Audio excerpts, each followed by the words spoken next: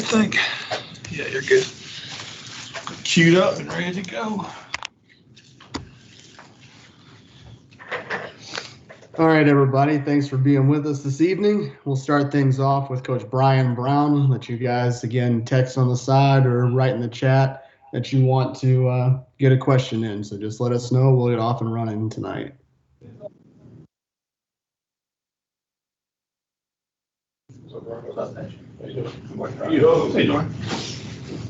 Yeah, Cameron, go ahead and start us. Yeah, Bryan, you've got a lot of seniors on the defensive end. Not necessarily guys you recruited, but guys that you've seen kind of grow up the last few years. What do you think Saturday will be like for that group? Well, I think it'll be a little emotional for those guys.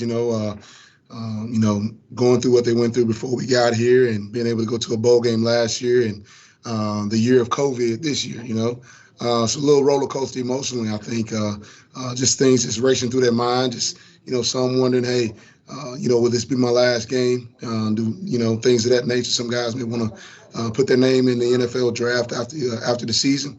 But it's going to be emotional for some of those guys, man. But I think they're going to go out and compete very hard and see what happens at the end of the game. Jody. Bryan, can you just kind of speak on Wake Forest for a minute? And they've been off for a while. You know how it is to kind of start and stop. But the last time that they played, I think Hartman threw for 429 or something like that. What have you seen on tape from them as you head into this week?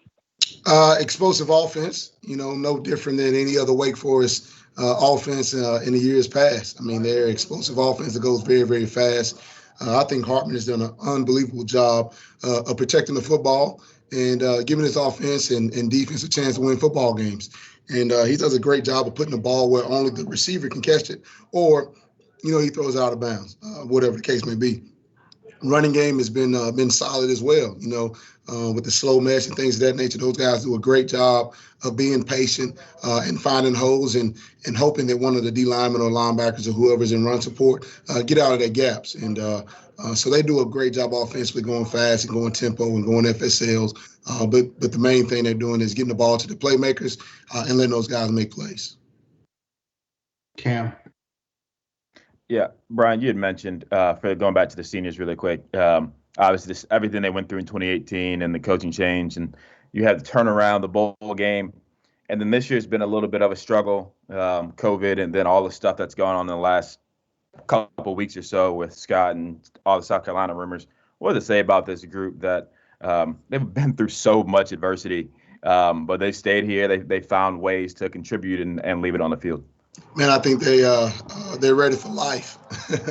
They're ready for life, man. Going through so much adversity. I think these guys have shown that they are, strong-willed, and able to fight through any and everything. And that's one thing I'm so happy and so proud of these guys. Just that they're able to fight through anything. I mean, like you said, COVID year. We had guys down in Virginia Tech and Virginia, but they still came out and fought their butts off. The things that went on, they come out and they've practiced their butt off. So I'm just real excited that those guys are fighting each and every day and showing that they're going to be okay in life because they fought through so much adversity during their time here in Louisville. Michael. Hey, Bryan, Michael McCammon from Cardinal Authority. Question mine kind of already got taken, so I'm going to jump to another one.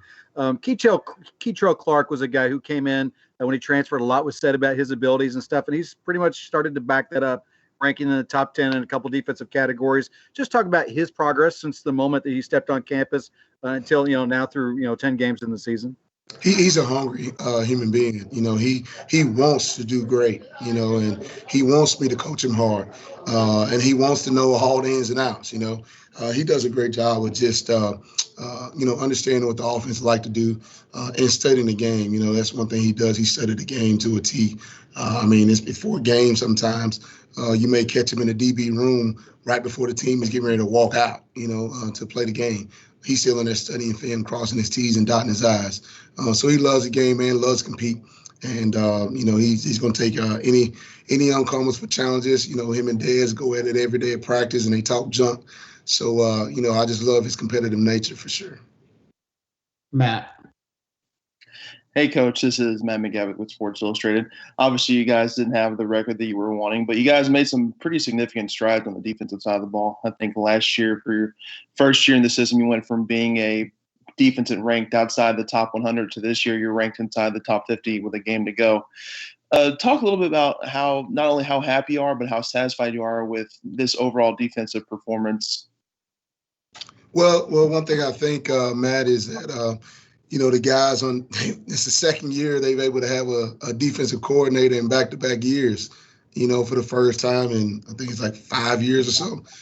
So I think that has a little bit to do with it, But on a serious note, I think the guys are just they're competing, man. And they're doing what they're asked to do. Will they make some mistakes? Absolutely. They're 18 to 22-year-old kids. They're going to make mistakes in life as well. But they're doing a great job of just studying the game, understanding what we're trying to get done defensively, and wanting to fight. Since day one we got here, we told them we want to be one of the best defenses in the country, and we still believe that. And those guys are fighting every day in practice. To be able to make that dream come true at some point. And we will get there.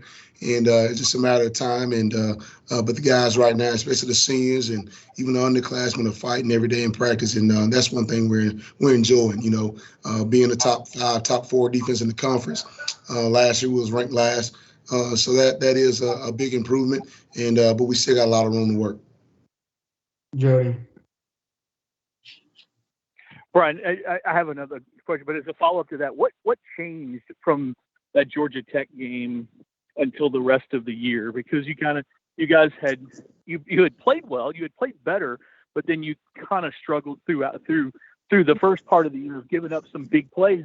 But then it seemed like something just kind of changed in those couple of weeks there. Well, Jody, I don't know if you remember when I told you guys after that Georgia Tech game, throughout the year, COVID year, man, and doing not spring ball, but fall camp, we only tackled a couple of times, and you only had 7 practices in spring ball as well. So we kind of, took out the physicality a little bit of the game just because of COVID. And I think defensively, we needed to get back to it. So that's one thing we went back to doing on Tuesdays is tackling in practice. And I thought, that helped, with the guys' mentality going into that Notre Dame game. And, the guys got that chip back on their shoulder, and the guys even came to me on that Tuesday meeting and was like, Coach, we got to get that chip back on the shoulder. Last year we had that chip because we was 2-10.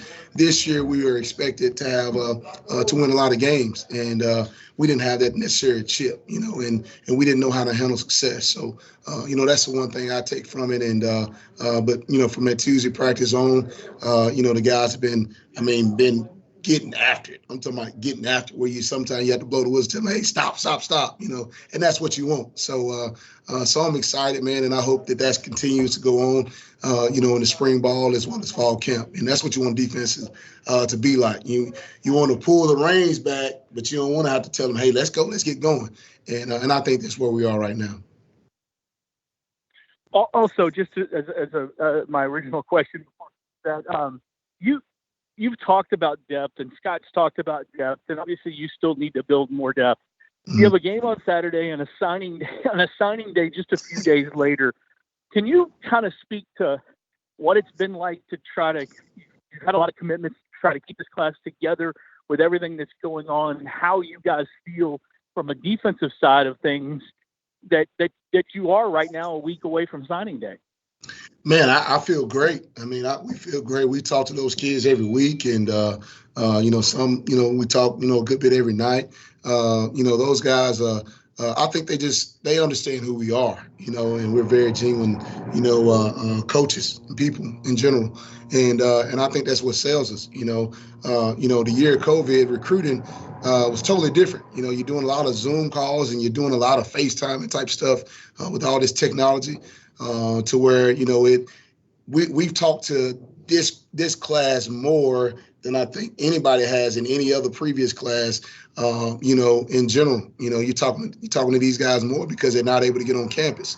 That's the one thing as well. This year COVID. So we feel great defensively with all these guys. These guys are solid, man.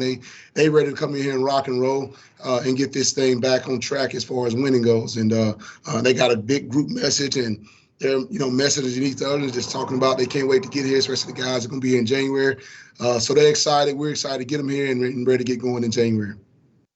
All right, last two, Cameron and then Michael. Yeah, Bryan, Rodjay is a guy who, when you guys got here in 2018, was a DB. You moved him to guard. He had to put on some weight. He had some growing pains that first year, but kind of just talk about his growth from the first time you got here to now and what you think his shots are, whether maybe he's a late draft pick or an undrafted guy at the next level. Rodjay, man, is one thing he's talking more. He's talking a little bit more, Cam, and becoming. And I told him the other day, I said, man, this second half of the season, and it really started, to be honest with you, around about that Georgia Tech week afterwards or whatnot, to where he started talking a whole lot more and leading a little bit more. And, and we expect that from Rodjay. And, being a homegrown kid, wanting to make sure that, he goes out on the bank, with a win this weekend. But he's been doing phenomenal for us in practice. He's leading by example. And that's all you can ask for. Those seniors to lead by example, and he's one of the ones. As far as the next level go, he's one of those tweeners. He's a safety / nickel type guy. So it all just depends on what type of system, needs a guy like that. He's become more physical, in his second year, and of course understanding the scheme and flying around and making some plays.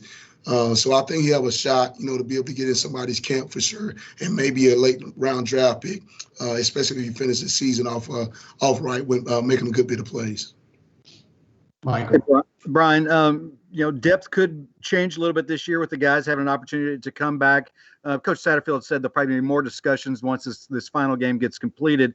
But have you guys had some preliminary talks with some of the guys on defense about the possibility of, some of those seniors coming back?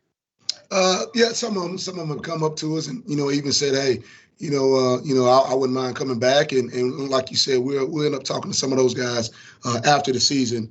But we had some preliminary talks just to see where guys' heads are, and just seeing, what comes of it, in January, and I would love to have all these guys back, but we'll see. Guys got to make their own decisions and see where we are. All right, we'll wrap up on that. Thanks, Coach. I appreciate y'all.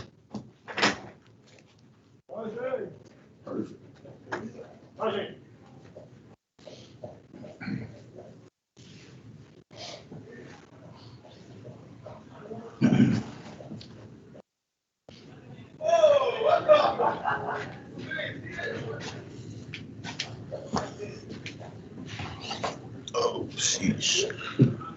All right, we'll go ahead and get started now with Rodjay Burns. For those of you that have questions, let us know. Cameron, you get us going. We'll roll. Yeah, Rodjay, your journey, obviously a lot of ups and downs, a lot of changes, whether going from Ohio State to Louisville, switching from DB to linebacker, switching coaching changes. What has it been like to go? You kind of look back at your journey, and what do you think Saturday looked like, kind of senior day at your hometown university?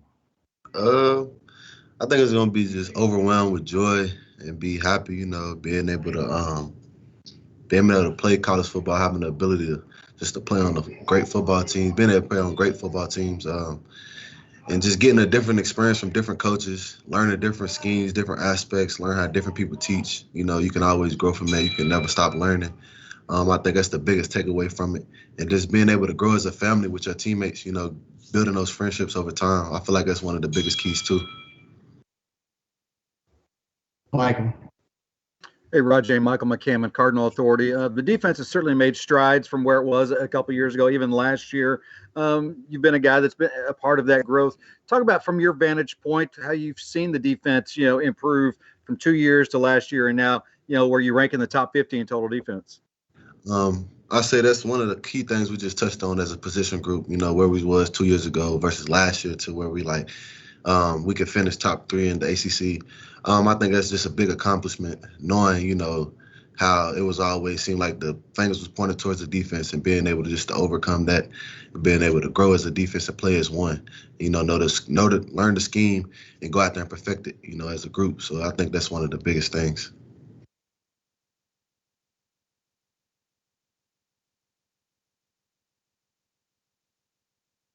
Yeah.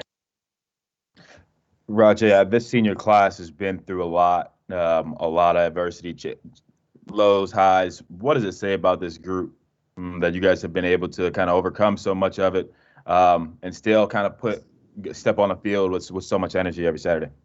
I'll just say, having faith and being strong-willed, strong-minded. I think those two things that I think this senior class has is don't look at the adversity and let it affect you. And look at it as positive. You can learn from it, you can bounce back from it. Anything that's thrown your way, that you can adjust to it. So I think it's some of the things as a senior class, and even as being one of the leaders, that I think we point on to the young guys, is that you have to just stay family, stay bonded as one, and you can be able to overcome anything. Mike. Rodjay, Wake Forest has kind of a unique offense. How do you guys prepare for that, and what do you expect from them on Saturday? How we prepare, you always have your game plan going into the game. I just say, they do have a unique scheme, but it's just you just have to execute. How far? I mean, it's kind of hard to say because it's different. You've seen different things all year, but with Wake, you just have to really play the call that you get. Hope the coach to make the right call. As players, we got to go out there and perfect the call. I feel like Saturday is going to be a good game, and I'm looking forward to it. Just being out there to get out there one last time. All right. Anybody have anything else for Rodjay before we wrap up? Camera's going to talk to you. All right. Looks like we're good, guys. We appreciate it, and thanks, everybody.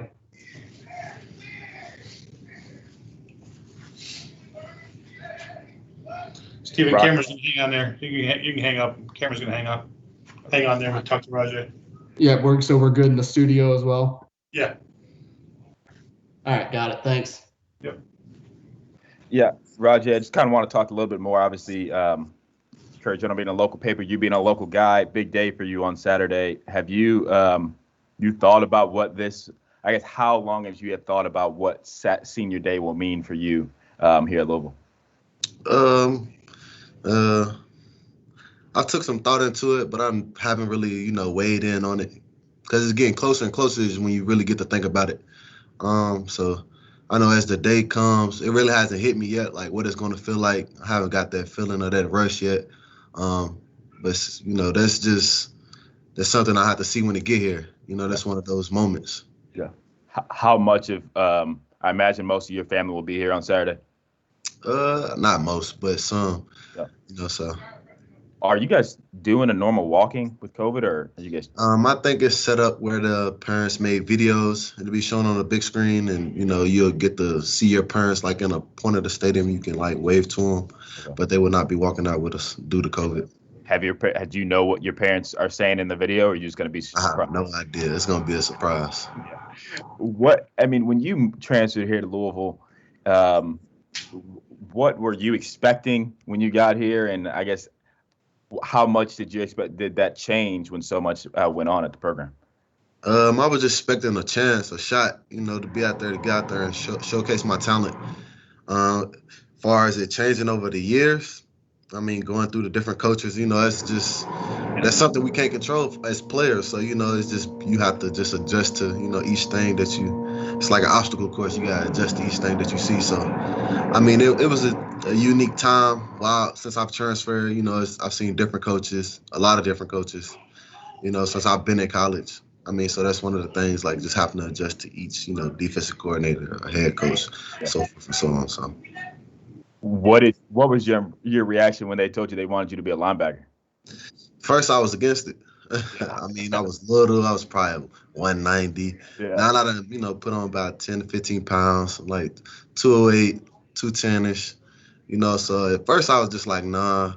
Then I played it. I didn't like setting edges, have your wear and tear on the body. So, but then this year I'm more of adjusted to it. I know how to play it. So I mean, it wasn't too bad. I feel like you're hitting harder this year than you were last year. You think Yeah, so? I would agree. I think it's just the more weight behind it. Yeah. I've gained weight, so I'm able to, bring a little thump to the hits. You feel like your experience, like although it may be not exactly what you expected, but your experience playing DB and linebacker will help you at the next level? I believe so. It's just I feel like I'm a versatile player. If they need me anywhere, I think I could play that position. So I think that's just a plus on my point, being able to be versatile in all aspects. When you transferred here, it was pretty primarily for your family, correct? Yes. My dad. And your dad's doing pretty good right now. If I'm right. Right now he's battling with the COVID, so I mean I don't think he'll be at the game. So, Okay. but he's doing better. He's getting better. That's all I can do is continue to pray for him. But I feel he's doing good. Is he on the back end of the COVID stuff? Hopefully. Yeah, he's on the back. He's getting towards the end of it. That's good. What has it been like though over these last years to be able to be there for him? You're able to see your daughter a little more, I'm assuming. Just what is that? How important has that been for you? I feel like it's very important. Just being able to beat our hands on. It's a plus. Being able to just go home, sit down, and like talk with your parents. I can go see my mom, my dad, have my daughter over. They can get to see her. Just being able to bond as family versus me being elsewhere and not being able to do that as much. Does it mean a little bit more for senior day to be your hometown university? Yeah, I think that's just one of the big things, being able to be in at home. Everyone know me, hometown kid. Went to, just grew up. I think it's gonna be a great experience. I think it's gonna be actually fun. I'm gonna enjoy it. I'm gonna play my hardest. I'm gonna have fun with my brothers, and just being able to put smiles on my family faces is gonna be the biggest thing. Is there any moment that stands out to you in your time here at Louisville? I just say, like I said, building those friendships. I built some great friendships, over the years while I was here, and just to know that I can always count on those friendships anytime with coaches, administration, players. I think that's one of the key things here or coming to college is building those friendships, relationships that you can carry on throughout your life. The defense took a significant step forward this year. I mean, top 50 in total defense. How important was it for you as a senior to be one of those guys who sets a tone and what this defense could be down the line? Like I always used to tell, everyone, I wasn't that vocal leader, but I was one of the ones who can go out there and lead by example. And I feel like that was just one of the, great things is me coming into the season like, oh, I need to, show them how to play this position, for the younger guys, just be that leader so they can see it and know for themselves, like, how easy it could be or how when a tough situation comes, how you can handle it and be able to just go out there and fly around and show like, size doesn't mean anything. You got to think me playing outside linebacker, like you can do it. Anybody can do it. When do you feel like you really embraced linebacker? I would say spring of last year. Okay. Before we went on spring break, I really embraced it and, took into heave of it. And then just coming back in fall camp, I kind of knew everything. So it was easy. It was like secondhand to me. So, I'm able to play faster. Like I get the call. I don't have to, adjust or anything. I could just go out there and play it. What, besides just the added weight, what was the difference in the spring? I'll just say that we all bonded. We all had a chemistry now. You got most of your defense back. So we're able to play, as one. Being able to get the call, everybody can translate it, communicate with one another, and then go out there and play fast, get the formation, adjust, and just play fast. I think that was the main thing in the spring is that we was able to fly around as fast as we could. The offense had theirs, but the defense was more picking up on theirs. And two last questions for you. Bryan had made the point when he was talking that for really the whole senior class, you guys have been through a lot. It prepares you for life more than it does for football. For you, a guy who has, I think your daughter's, you said 5 now, yeah. And just so many other things you have going on. How does the changes you've been through, kind of everything you've been through at Louisville, prepare you to be a father, to be a football player, everything like that? I think it matures you in many ways. I mean, it teaches you life lessons. You can take a lot from being in college. They always say that, you can't, but you can learn anything from teammates to coaches. You can just pick up little tools and help you. And it helps me for myself. It helps me as a better parent, a better player, a son, friend, brother, everything. I feel like, I take a lot of things away from this program. And, I'm able to grow as a person. And I feel like it'll continue, as I live my life. So think about the freshman that stepped on campus in Columbus to the senior now. What's the biggest difference you think in Rodjay Burns? The biggest difference, I'm way more mature, in decision making. Let me say that. I feel like my decision making, it comes with being a parent on your decision making. That has a big part in it, from my freshman year to now. Some of those decisions you would make, as a kid or not having a child, would be way different to, someone who has a child and, is much older. So I'll say my decision making is, it helps me and makes me mature and makes me a better person. What's your daughter's name? Riley. Spell it for me. Riley. Raleigh. Okay. Awesome. I appreciate it, Rodjay. Good luck on Saturday. Thank you. Yeah, no problem. Thanks, Thanks, Rocco. Thanks, Cam. Yeah.